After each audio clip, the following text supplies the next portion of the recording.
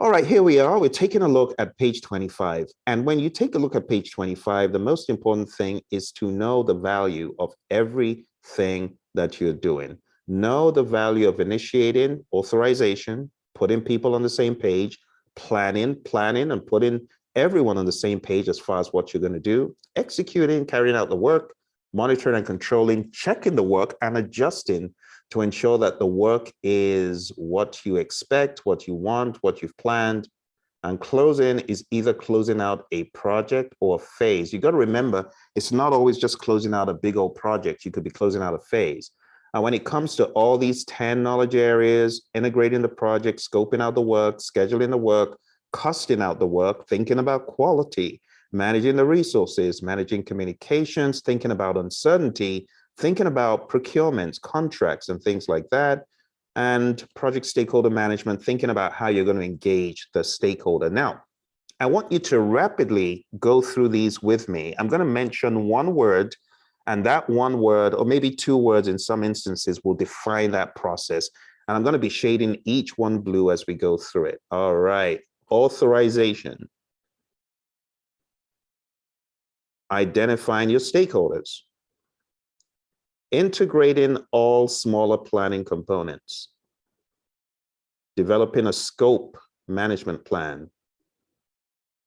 Collecting requirements for the project. Defining what has to be done to deliver those requirements in the deliverable. Breaking down the project into smaller, more manageable pieces that you can manage and schedule. Planning how to develop the schedule. Listing out the activities, putting the activities in logical order of occurrence. Estimating how long the activity will take. Putting all that together to get a schedule and a schedule baseline. Planning how to manage costs. Estimating how much each task will take or how much each work package will take. Rolling up all of those lower level task estimates or work package estimates into a final total amount.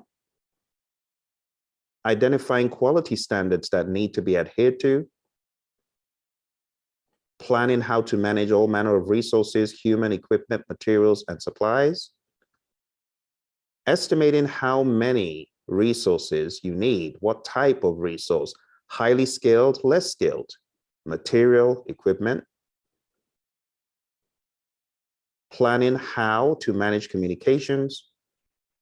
Planning how to manage uncertainties that could impact the project positively or negatively. Identifying what could go wrong or what could go right and putting that into a risk register. Doing a quick and dirty analysis on your risks, high, medium, low, in terms of probability or in terms of impact. Understanding in terms of impact, are we talking about scope impact, schedule impact, cost impact? But the bottom line is understanding qualitatively what the risk score is. You get that risk score, and then in this next one, based on the ranking of the risk scores, you could go and analyze the top red ones or the top reds and oranges for the quantitative risk analysis. And what we mean there is the expected monetary value, also known as the risk magnitude. So these need a little bit more time to talk about because they're very easy to mix up. One is a qualitative risk analysis, which just looks at a score. The score doesn't convert from project to project. Each project, when you take its risks and you score them, it doesn't necessarily equate to any other project. It's a relative ranking within the confines of that project. Now, quantitative risk analysis makes everything level because that looks at absolutes in dollars and probability in terms of percent. So when you talk about an EMV of 2 million, it's apples to apples. An EMV is probability in percent times impact in dollars. That is a bit of a long one. All right, next. Plan risk responses based on the ranking of those quantified risks and the qualified risks. You can then understand which ones to avoid, transfer, mitigate, accept, or escalate. You also know which ones to enhance, exploit, escalate, share, or accept from the positive realm. This one is planning how to manage procurements. This is where you do a make or buy analysis and decide whether you need to purchase something or not. Plan stakeholder engagement. This is planning how to engage your stakeholders. It's a little bit different from the others. The others, we get a management plan, but very specific to this, we call it an engagement plan. So it's a stakeholder engagement plan. It's a plan for not how you're going to manage your stakeholders, but for how you're going to engage your stakeholders. All right, so there we are. Let's move on to the next domain. So this domain is executing. Very easily put, it's directing and managing the work on the project. The major thing you're going to get out of this is noteworthy. It is deliverables. This is where you're going to get a deliverable. This is where you're going to get a deliverable that is the main thing you're looking for on the project. So as you know, in the world of project management, there are many different things that happen. And some of those things that happen yield sub-deliverables, but ultimately there's going to be one overarching, perhaps, deliverable that you're looking to glean from the whole thing. It is from this process that you get that deliverable. It's called direct to manage project work. Now, I'm going to put this as a side note because it is so important. Direct to manage project work gives you deliverables. It gives you work performance data. That's the only place you get that data because you're making raw observations about the project. And it also gives you the issue log. These are noteworthy, and I'm mentioning them because on your PMP exam, I would expect them to ask you about issues, risks, key decisions, changes, and things such as that. So I really expect them to hammer down on those terms which come from direct and managed project work. All right, let's move on. That took a little bit of time. I'm going to resume with a different color. Managed project knowledge is all about gleaning what went well on the project, what didn't go so well, what are we going to do better next time, and sharing that information across the organization. Managed quality is all about ensuring that the quality standards are met. Acquire resources is ensuring that you have acquired your resources. Actually, this is where you acquire the resources. So human, equipment, material, supplies, and facilities. From acquire resources, you get your physical resource assignments and your project team assignments. Develop team is developing the project team by training, mentoring, team building, and such. Manage team is where you give your team feedback. So if you want to give your team feedback about what went well, how you see it, and what they may not have done well, and how you see it, this is where you can give them some constructive feedback for improvement. If you are a senior, for example, a manager or even a project manager giving feedback to the team, but remember, in the world of Agile, it works differently. The way we give feedback is immediate, constant as much as possible. Where it's not immediate, it's in short iterations. So as a Scrum Master, the feedback that is generated is usually from the team members. It's not just from the Scrum Master to the team, it's from the team to the team. Managed communications is where we're actually communicating. Implement risk responses is where we are implementing the response that we decided upon. Conduct procurements is where we are awarding the contract to a seller or sellers. Manage stakeholder engagement is where we're managing our stakeholders' engagement. This is where you're actually engaging with the stakeholder. So if your stakeholder engagement plan said, meet with Phil every Friday at the water cooler to have a conversation, that is the best time to get him and give him the latest and greatest on the project, well, that's what you will do. In the world of Agile, it works differently.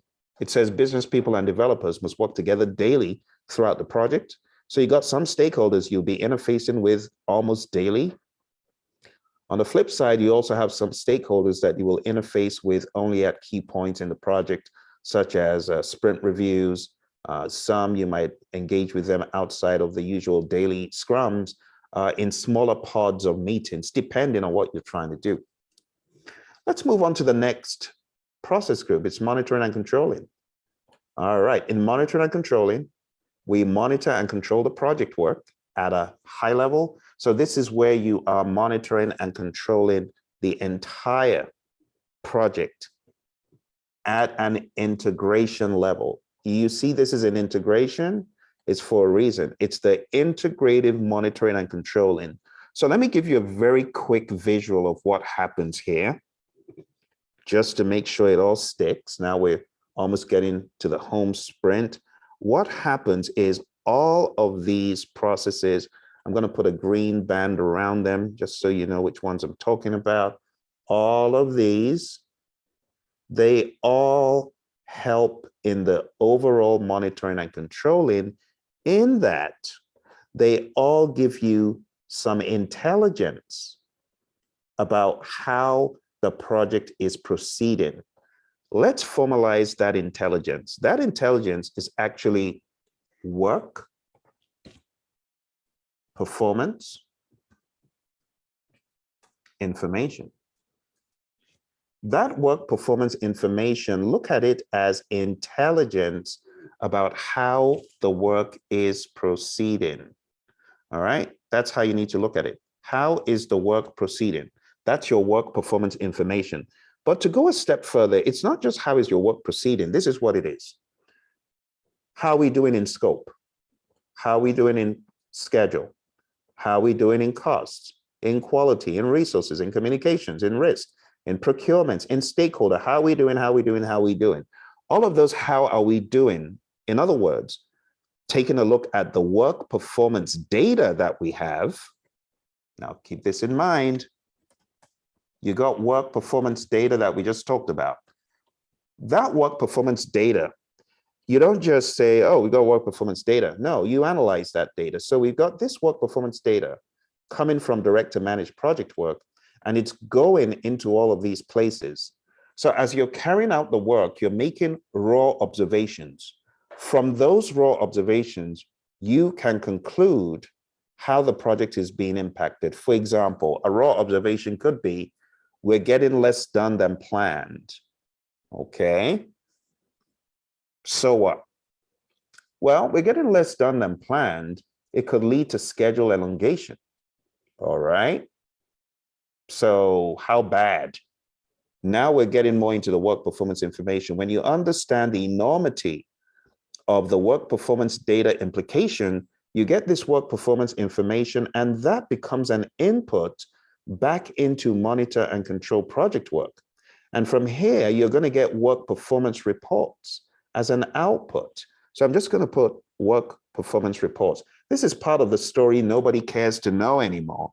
And it is helpful in knowing how this stuff flows, because you can look for areas of inefficiencies in your project management. So the idea about monitoring and controlling, and I'm just going to get rid of all this stuff real quick.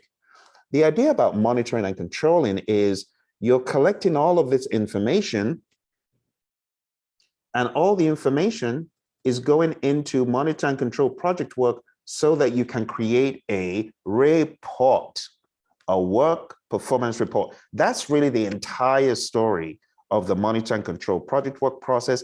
Again, it's an integrative process that is taking all of this work performance information, putting it into a report, and sharing it with stakeholders so that people can understand what's the state of the project, what is going on, are we likely to succeed or not? That's monitor and control project work. It is such a significant process. All right, now with that said, let's move on and talk about performing integrated change control. Performing integrated change control is where all the change requests are going to be assessed. So the change request could come from a number of places. By the way, there's no point cramming where the change requests come from. They could come from anywhere. They could come from executing, some even from planning, some from monitoring and controlling. There's no point cramming them. But what you do need to know is that all change requests go to one place only as an input. they all go to perform integrated change control. And on the output side, you're either going to get an approved change request, and at the same time, you could get a change log. Now, you don't see this explicitly in the PMBOK guide. They make it look like project documents, but the project document that they're specifically talking about is a change log. So if you put a change request in, you're definitely going to have to put that in the change log, so that becomes an output. The approval of a change request is something else. It may not be approved. In that regard, it's only going into the change log. So that's the dynamic. Now I'm spending a little bit more time talking about things like direct to manage project work, monitor and control project work, and perform integrated change control because they are overarching. You really need to be aware of those. Okay. So with that done, let's continue our discussion about the other things here.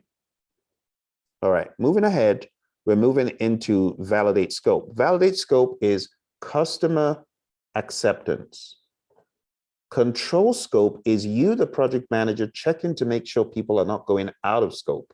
Control schedule, make sure people are on schedule, take action if they're not appropriately. Control cost, check that people are on budget, take action if they're not. Control quality, check the deliverable. So remember I said deliverable comes from direct to manage project work. Well, think about it like there's a loop going from there down here where you will have the deliverables going in. And if the deliverable is fit for use and you think the customer is going to like it, then on the output, what you're going to get is known as a verified deliverable. Okay, so we have just a plain old deliverable that has not been checked, which is sent to control quality. And then we have a verified deliverable as an output, as a potential output, for example. So always think about the flows. It helps to think about flows because if you don't know the flow, you don't know where to go. And it's not just a rhyme, it's true. If you don't know the flow, you're in trouble because PMI will run circles around you. So you need to understand the logic. When I get a deliverable, it should be reviewed internally. It should also be reviewed by the customer in validate scope. That's the idea. The next one is control resources. Control resources is where we control physical resources. We make sure that they were delivered and they were used appropriately. Monitor communications, checks to make sure our communications are actually working for our stakeholders. Monitor risks. This is where we check the risks to make sure they are right where we left them. They haven't changed. Hopefully, if they have, we take appropriate action. We reassess the risks as well. Control procurement is where we ensure the customer is giving us what we bought, what we asked for, what we paid for, what we agreed on. And if not, we take necessary action like alternative dispute resolution, and in some cases, litigation. Monitor stakeholder engagement is making sure your stakeholder is truly engaged. And that takes us to the final one. It's closing. This is where you're closing out the paperwork, you're closing out the project. You could be closing out a phase in the project, and it's called close project or phase. For this one, I want you to make a note to yourself to read in the 6th edition, page 123. It's a brilliant coverage of everything that you need to know as far as closing out the project or phase. And that, my friends, is the 49 processes in the PMBOK guide. To be quite honest with you, this is a very good level for you to become more confident. If you got everything that I said, that's brilliant. Now, I also have the cheat sheet. I've said it so many times, both in our course and online. So I want to show you the Phil's cheat sheet again. If you haven't downloaded it, you're missing out, because when you go into the exam, it's quite important that you know where the PMI is. It's like a game of chess. You're reading the question and you know, I see checkmate coming. Why? Because I know exactly what you're going to play. I can predict it. All right. So in order to get that cheat sheet, just Google Phil's cheat sheet, PMP. All right. You'll find it. But for now, this is it. And I'm going to share the screen again over here. This is it. So all you need to do for this is just go through all of these. I would stop the video, read along right? And make sure you have a solid understanding of each one of the 49. As you can see, they're not that hard.